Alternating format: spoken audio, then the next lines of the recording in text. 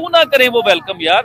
Prime minister Narendra Modi जब Kuwait में गए तो सबसे पहले अपने हिंदुस्तान की लेबर कम्युनिटी जो है उनसे मिलने गए हैं, उनसे मिले हैं, उनसे बातचीत हुई है। उनसे क्यों मिले, उनसे पूछा है कि भाई आप लेबर इधर रह रहे हो, आपको खाने पीने की तंगी तो नहीं है, आपकी रिहाइश की तंगी तो नहीं है, आपको कोई गवर्नमेंट की तरफ से कोई तंगी तो नहीं मिल रही।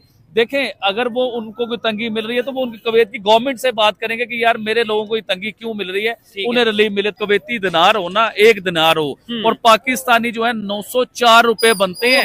1 दिनार की बात करूं, पाकिस्तानी 904 रुपए बनते हैं। अब आप आए हिंदुस्तान की तरफ, 1 दिनार हो और हिंदुस्तान के 270 समथिंग कुछ ऐसे बनते हैं, हिंदुस्तान के 275 या 274। दिल करता है कि मुल्क छोड़ के भाग जाए। हाँ, यही और बात, लेकिन अब भागे अगर डंकी लगा के जाए तो जान का खतरा है। ठीक है, नहीं तो फिर पैसे जोड़े, फिर 35 लाख लगा के जा सकते हैं। पैसे जुड़ेंगे नहीं, पैसे जुड़ेंगे नहीं, आमदनी नहीं है।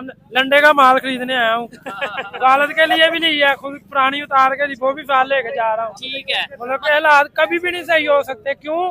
कि हमारे अब्बा जुदाद में गैरत नहीं थी, अब हमारे अंदर भी नहीं। ये तो आप अपनी इंसल्ट नहीं, मैं सही कह रहा हूँ। मीडिया सबसे 2 नंबर है। मैं मीडिया के सब खिलाफ हूँ। आप भी मीडिया के अंदर है, लेकिन आप लोकल है। नहीं, मुझे हम तो अपना एक यूट्यूब चैनल है, सोशल मीडिया। आपने अपने बड़ों को अबाओ जात को जो है ना बगैरत कह दी है। नहीं, मैंने कहा गैरत नहीं थी, तो उससे वो बगैरत ही होते हैं ना यार। क्यों इधर लड़ाई करवानी? हिंदुस्तान में अगर लंडा आता है वो लंडा यूज करते हैं, लेकिन वो कभी ये नहीं कहते कि वो एजेंट हैं, यहूदी हैं, काफर हैं। लंडा पहनते हैं ना, लेकिन उन्हें काफर नहीं कहते। हम पहनते भी हैं, हम पहनते भी हैं, उन्हें बुरा भला भी कहते हैं। कितने की प्लेट है अंकल जी? ये कौन सी? ये आप क्रीम चाट 200 की है। क्रीम चाट, और ये चना चाट कितने वो की? 150 की है। 150 की। ये प्लेट का साइज क्या है? दही भल्ले भी जो है ना वो भी 150 के 150 के। आबिद भाई खाएं या फिर बाद में खाएं? अच्छा, आपको इन्होंने अंकल कहा, आपको बुरा नहीं लगा? लॉन्ग रेंज मिसाइलों का मामला है ये सारा। बिल्कुल ऐसे ही। अब मुझे ये बताएं कि हिंदुस्तान ने तो उससे भी ज्यादा लॉन्ग रेंज के मिसाइल बनाए हुए हैं। हिंदुस्तान की तरफ अमेरिका देख भी नहीं सकता,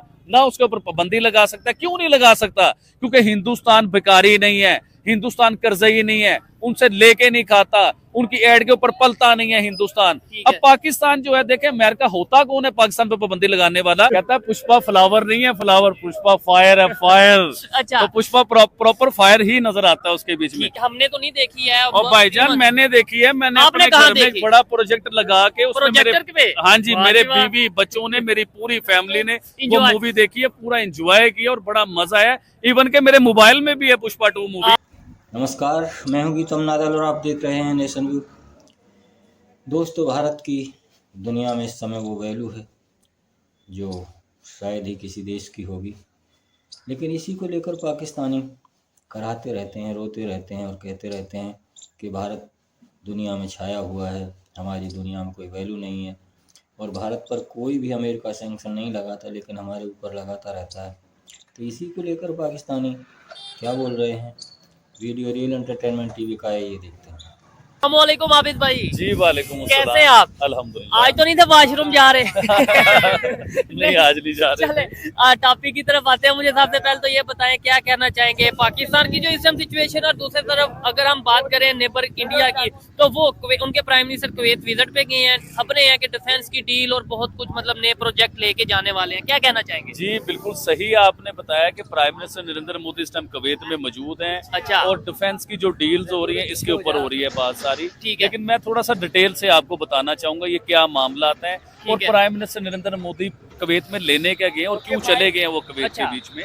सबसे पहले तो मैं आपको शुरू इधर से करना चाहूंगा चौधरी साहब कि प्राइम मिनिस्टर नरेंद्र मोदी ने अपने इंडिया की हिस्ट्री के रिकॉर्ड पे रिकॉर्ड तोड़ रहे हैं। ठीक है। वो दुनिया की ऐसी ऐसी कंट्री में गए कि जहाँ हिंदुस्तान का प्राइम मिनिस्टर को कभी 30 साल हो गए हुए, कभी 40 साल हो गए, कभी 50 साल हो गए, और कभी हिंदुस्तान का प्राइम मिनिस्टर उस कंट्री में पहुंच सका ही नहीं जहाँ पे प्राइम मिनिस्टर नरेंद्र मोदी पहुंचे हैं। अभी कुवैत में वो पहुंचे। देखिए, प्राइम मिनिस्टर नरेंद्र मोदी दुनिया की किसी भी कंट्री में जाते हैं ना, तो हिंदुस्तान की कम्युनिटी की तरफ से एक बहुत बड़ा उन्हें प्रोटोकॉल मिलता है, बहुत बड़ा उन्हें इस्तकबाल मिलता है, बहुत लोग उन्हें देखने आते हैं, उन्हें वेलकम करते हैं, उन्हें मिलते हैं लोग। लेकिन अभी आप देखें कि प्राइम मिनिस्टर नरेंद्र मोदी, और क्यों ना करें वो वेलकम यार। प्राइम मिनिस्टर नरेंद्र मोदी जब कुवैत में गए तो सबसे पहले अपने हिंदुस्तान की लेबर कम्युनिटी जो है उनसे मिलने गए हैं, उनसे मिले हैं, उनसे बातचीत हुई है। उनसे क्यों मिले, उनसे पूछा है कि भाई आप लेबर इधर रह रहे हो, आपको खाने पीने की तंगी तो नहीं है, आपकी रिहाइश की तंगी तो नहीं है, आपको कोई गवर्नमेंट की तरफ से कोई तंगी तो नहीं मिल रही। देखें, अगर वो उनको कोई तंगी मिल रही है तो वो उनकी कुवैत की गवर्नमेंट से बात करेंगे कि यार मेरे लोगों को ये तंगी क्यों मिल रही है, उन्हें रिलीफ मिले तो वो लोग उन्हें प्रोटोकॉल क्यों ना दें, उन्हें मिले क्यों ना, उनका वेलकम क्यों ना करें। और सबसे बड़ी बात जो बताना चाहूंगा, दुनिया सारी ये सोच रही है कि प्राइम मिनिस्टर नरेंद्र मोदी उधर असले की या उधर डिफेंस के लिए जो है ना उधर डील करने गए हैं। हो रहा होगा, ऐसा भी होगा कि वो डिफेंस के सिलसिले में उधर गए होंगे कुवैत में, लेकिन मुझे जो लगता है, जो मेरा माइंड काम करता है, मैं अपने ज़हन से आपको बताना चाहूंगा। आपको याद होगा कि हिंदुस्तान रशिया से बहुत बड़े लेवल पे पेट्रोल लेता है, ऑयल लेता है, बहुत बड़े लेवल पे लेता है। और उसका अभी उधर जंग चल रही थी रशिया के बीच में, तो उसने हिंदुस्तान को क्या, पूरी दुनिया को डिस्काउंट रेटों पे पेट्रोल देना शुरू किया। देखिए, जिसमें जुर्रत थी, जिसमें पावर थी, उन्होंने तो पेट्रोल लेके दिखाया। जिसमें जुर्रत और पावर नहीं थी वो पेट्रोल नहीं ले सके, जो अमेरिका के गुलाम है या दुनिया की और बड़ी कंट्रियों के गुलाम है, वो पेट्रोल नहीं ले सके। लेकिन हिंदुस्तान डिस्काउंट रेट पे अपनी आवाम को फायदा देते रहे, उनसे पेट्रोल लेते रहे। फिर उनके भी, रशिया के भी कुछ हालात बेहतर होने शुरू हुए, उन्होंने पेट्रोल के रेट थोड़े से बढ़ाए। देखिए चौधरी साहब, दुनिया की किसी भी कंट्री में आप चले जाएं, जहाँ पे पेट्रोल का रेट बढ़ता है ना, वहाँ पे पूरे मुल्क में महंगाई आ जाती है। किसी भी प्रोडक्ट को आप ले लीजिए, पेट्रोल की वजह से उसको प्राइस में फर्क पड़ता है, वो महंगी हो जाती है चीजें। तो आपने देखा होगा कि रिसेंटली हिंदुस्तान में भी ना पेट्रोल भी थोड़ा सा महंगा हुआ है, उधर के डॉलर का रेट भी ऊपर गया, और उधर महंगाई का भी सिलसिला जो है ना थोड़ा सा बढ़ गया है। तो अब मैं आऊंगा अब दोबारा प्राइम मिनिस्टर नरेंद्र मोदी के ऊपर कि वो कुवैत क्या लेने गए हैं। मेन मुद्दा ये है, जो मुझे लगता है कि वो कुवैत क्या लेने गए हैं। देखिए, वो आने वाले 5 सालों के बारे में सोचते हैं, वो अब के बारे में नहीं सोचते। वो ये देखते हैं कि आने वाले 5 सालों में मैंने अपने मुल्क को क्या फायदा देना है। अगर रशिया पेट्रोल महंगा कर रहा है तो वो पेट्रोल जो है ना कुवैत से बड़े मुनासिब रेटों पे बहुत बड़ी डीलें करेंगे, जो आने वाले 5 सालों में अपने मुल्क को फायदा होगा। नहीं तो इसका मतलब क्या है कि रशिया तो उनका दोस्त है, तो रशिया से ऑयल नहीं लेंगे। इसका मतलब ये नहीं है कि रशिया से ऑयल लेना बंद कर देंगे, लेकिन वो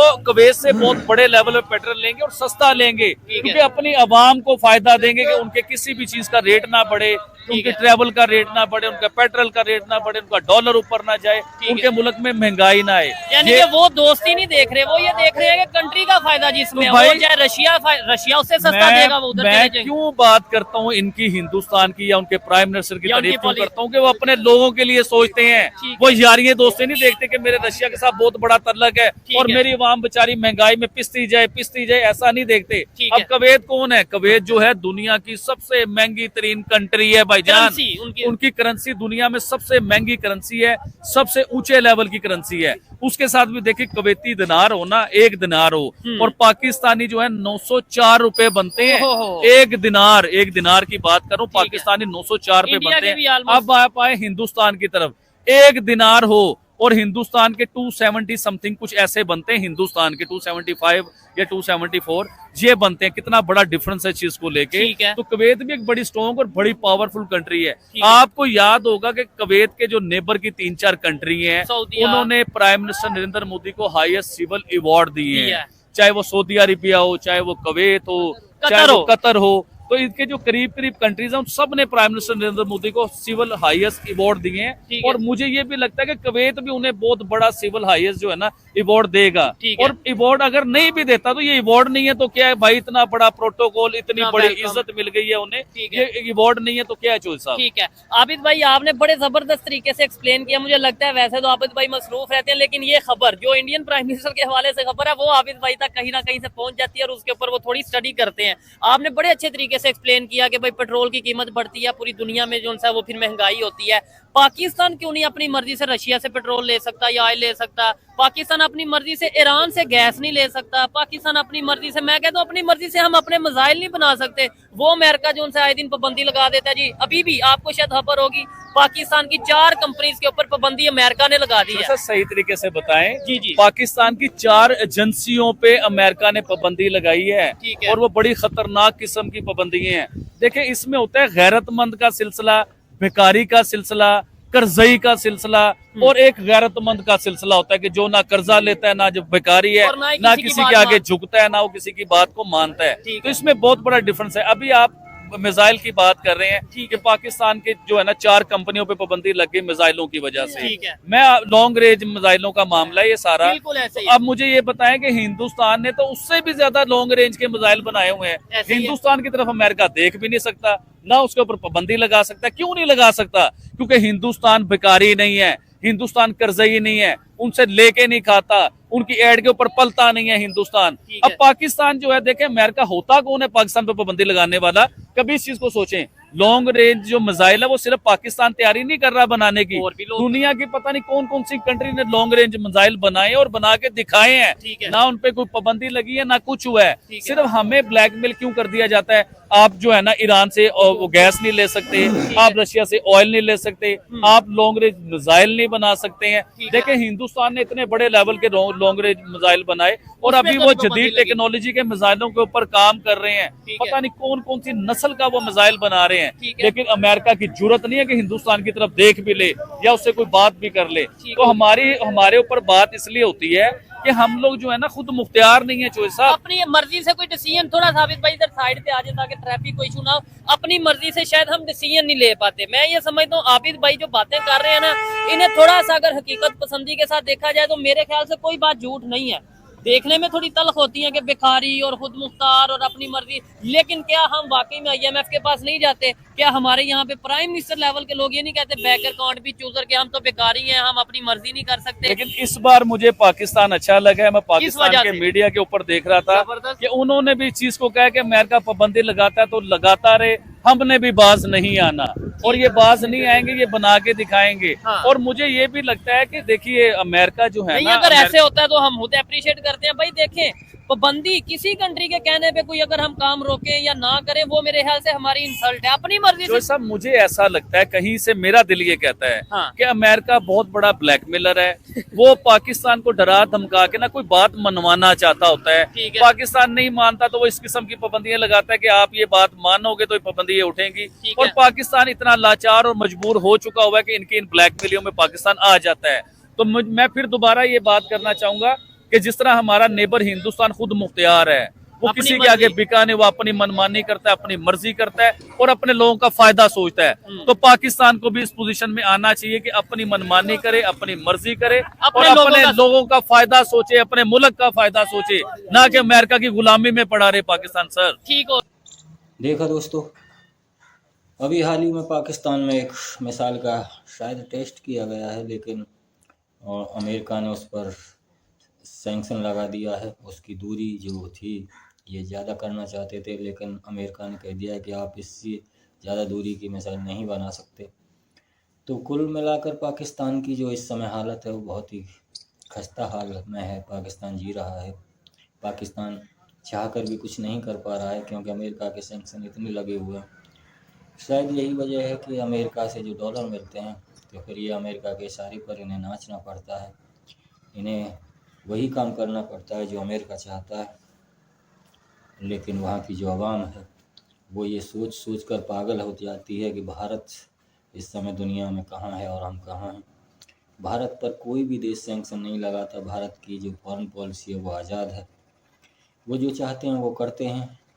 और कह रहे हैं कि हम तो रसिया से ऑयल नहीं ले सकते, ईरान से हम कुछ खरीद नहीं सकते, और बहुत से जो कंट्री हैं वहाँ से हम अमेरिका की मर्ज़ी से ही कुछ ले सकते हैं, वरना अपनी मर्ज़ी से हम कुछ नहीं ले सकते। और भारत इस हालत में है कि वो जहाँ से चाहे जी चाहे जब चाहे कुछ भी ले सकता है, कुछ भी खरीद सकता है, कुछ भी बेच सकता है। तो भाई ये तो पाकिस्तानियों, ये तो इसमें तो भारत का कोई कसूर है नहीं। जब आपको दुनिया में कोई नहीं पूछता है तो इसमें हमारा क्या कसूर है? ये तो आपका कसूर है, आप जैसा करोगे ऐसा भरोगे। क्योंकि आपको तो बस इस्लाम चाहिए दुनिया में, और आपको चाहिए ही क्या? तो वो आपके यहाँ भरपूर है, जोश है, जज्बा है, सब कुछ है। लेकिन दुनिया में वक़्त आपकी दो आने की नहीं है। ये तो खुद ही सोचिए कि आपकी वक़्त दुनिया में है क्यों नहीं। तो वीडियो कैसा लगा कमेंट सेक्शन में ज़रूर बताएं। धन्यवाद, मिलते हैं अगली वीडियो में। नमस्कार, जय हिंद, जय भारत।